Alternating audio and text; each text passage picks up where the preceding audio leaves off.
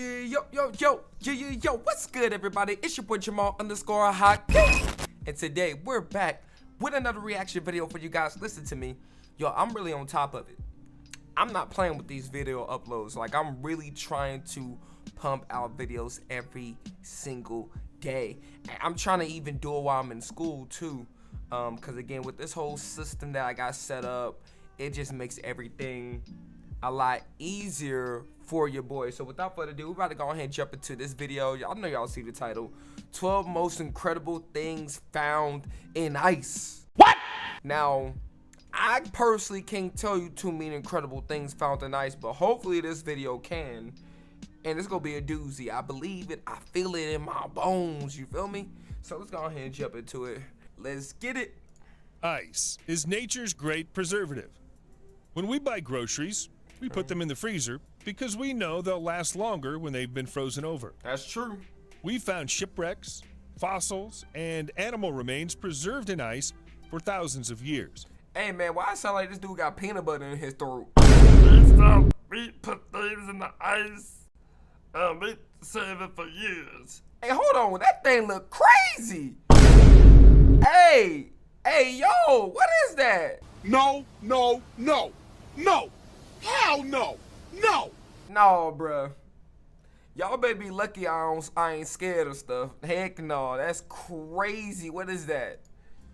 Almost perfectly protected from the passing of time. With cryogenic freezing, it's possible that human beings will one day be able to sit out eternity. That's for the future, though. Right now, we have this fantastic video of incredible things that have been found in ice. All right, let's go. Let's see.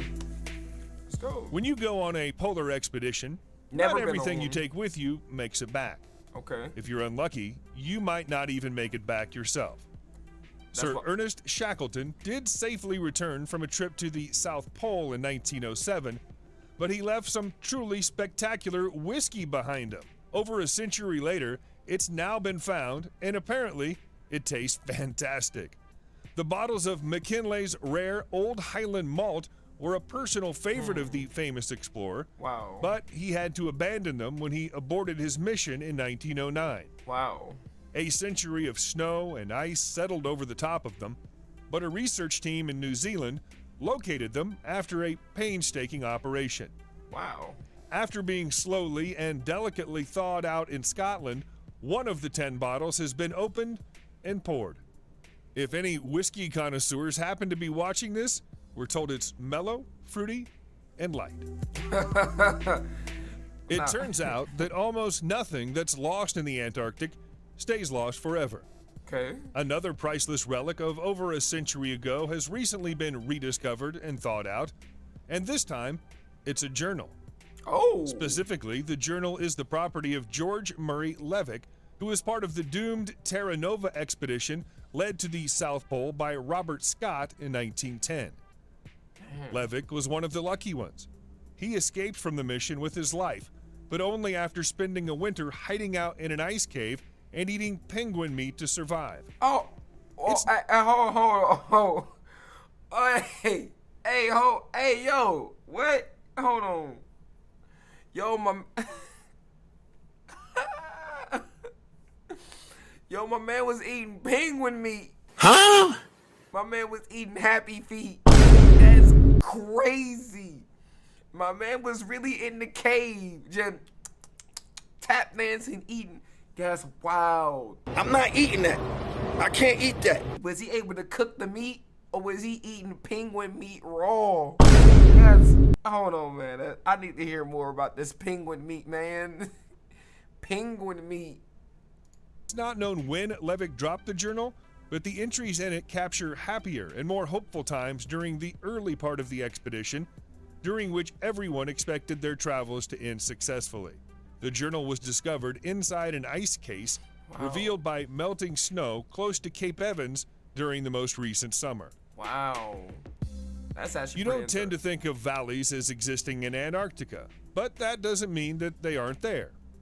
We know they exist, and they're absolutely huge. Valleys. Scientists have recently discovered not just one, but 3 massive valleys underneath the icy surface of the land, Oh. connecting the West Antarctic ice sheet and the East Antarctic ice sheet together. The newly found features have been named Foundation Trough, Offset Rift Basin, and Patuxent Trough.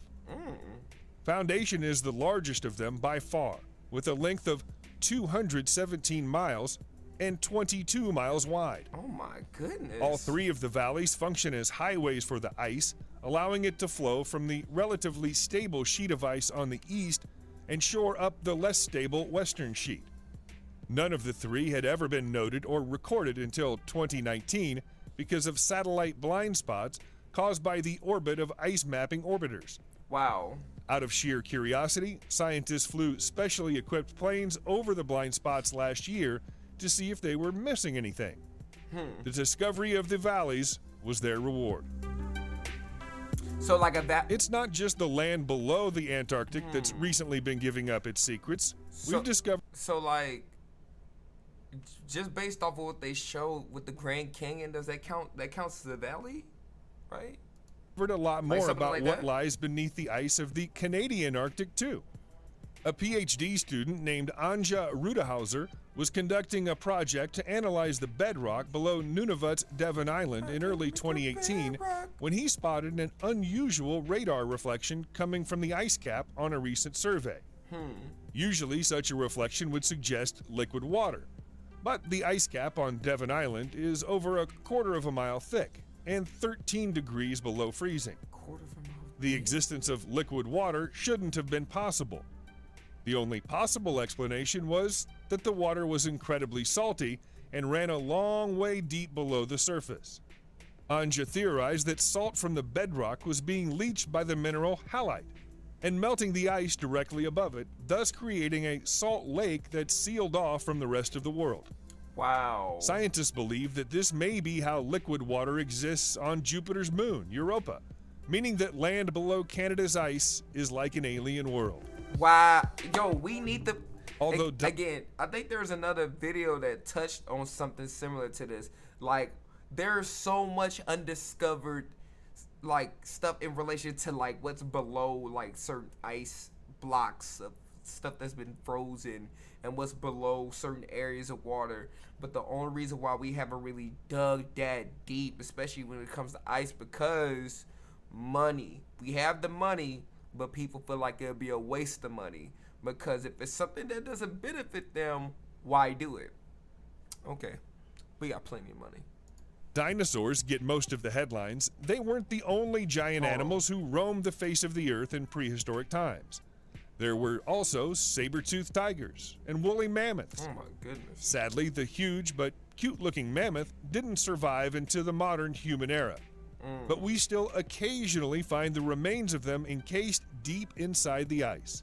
A complete female mammoth body was recently found in the Lyakhovsky Islands in Siberia, Russia. I want a picture. Not only is the skeleton complete, but flesh, muscle, and fur were still attached to the body.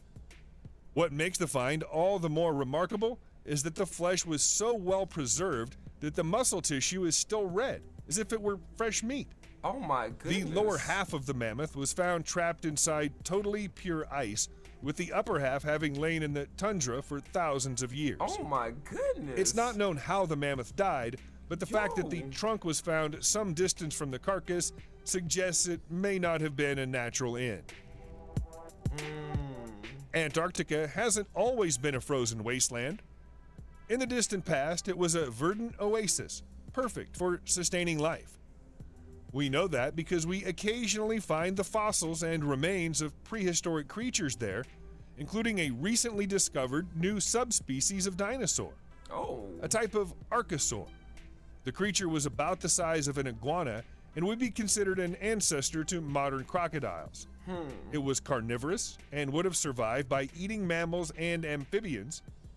In honor of the legendary explorer we mentioned earlier on, this 250 million year old species has officially been named Antarctinax shackletoni.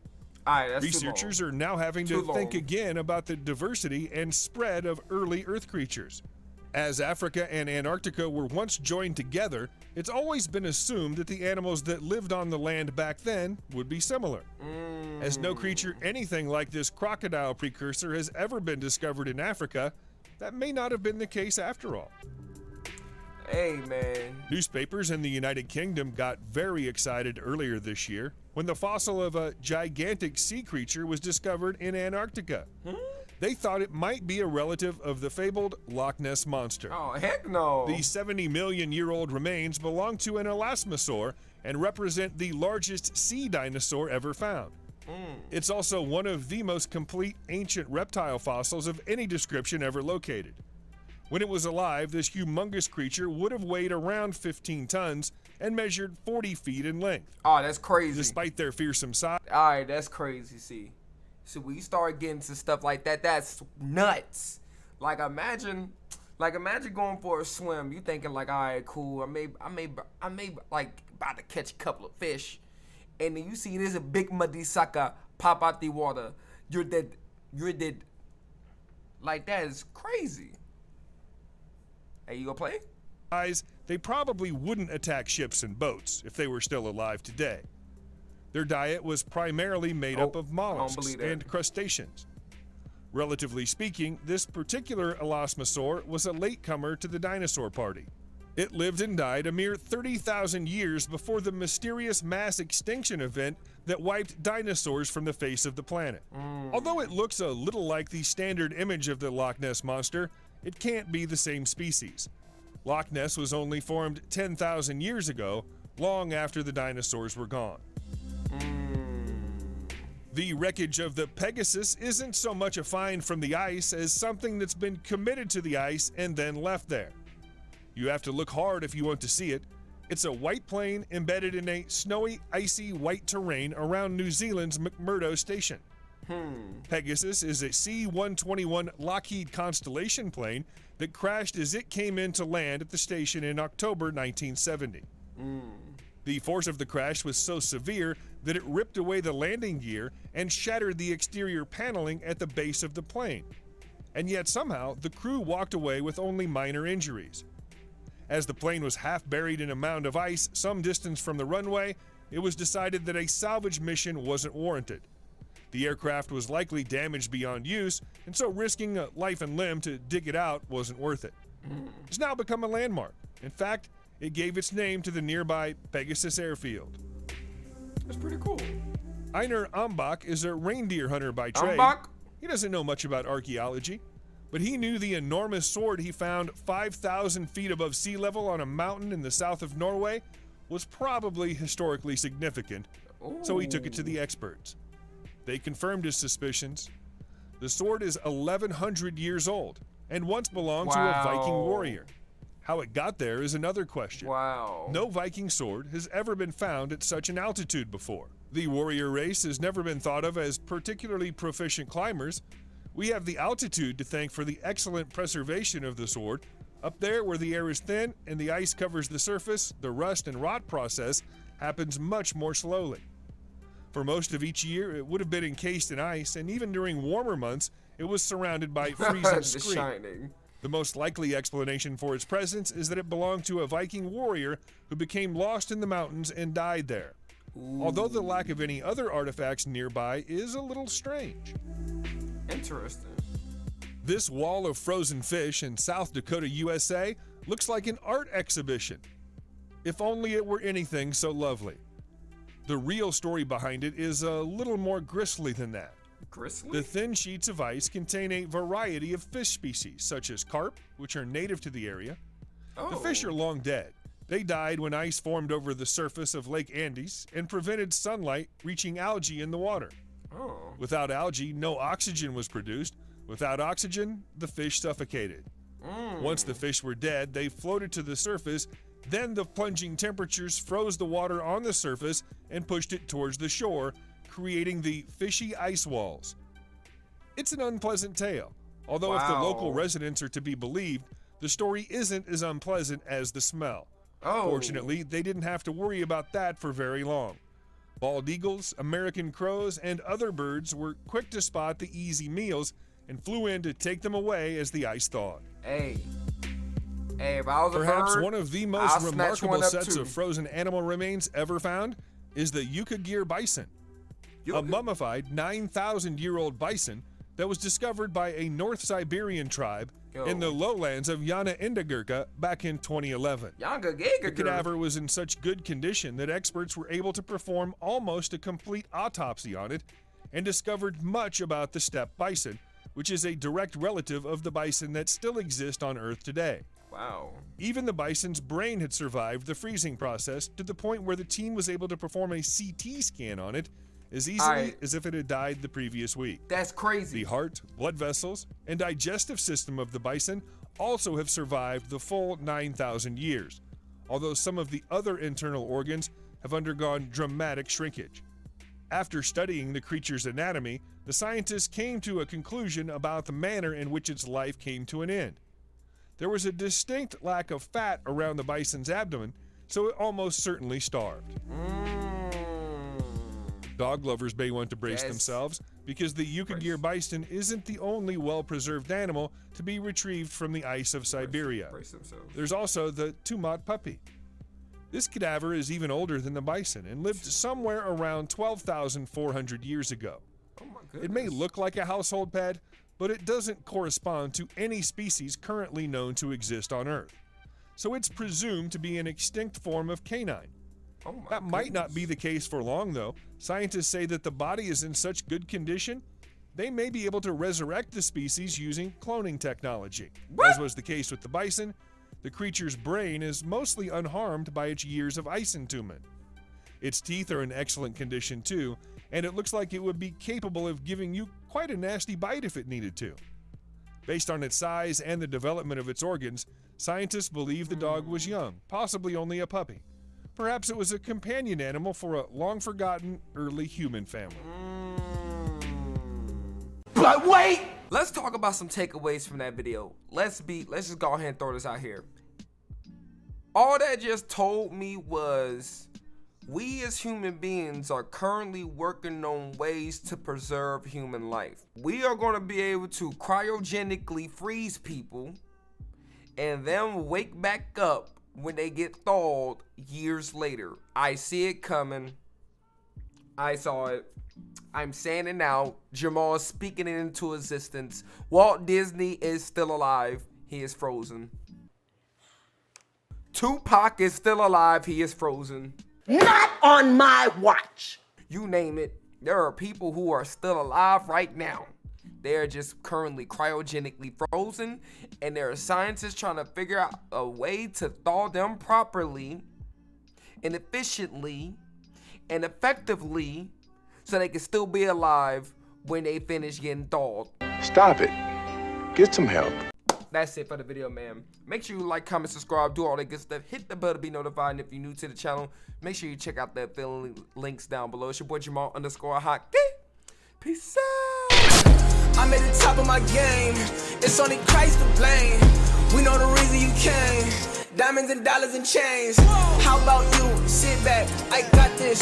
Relax. Who said I changed up? Yeah, cause I said I'ma need racks.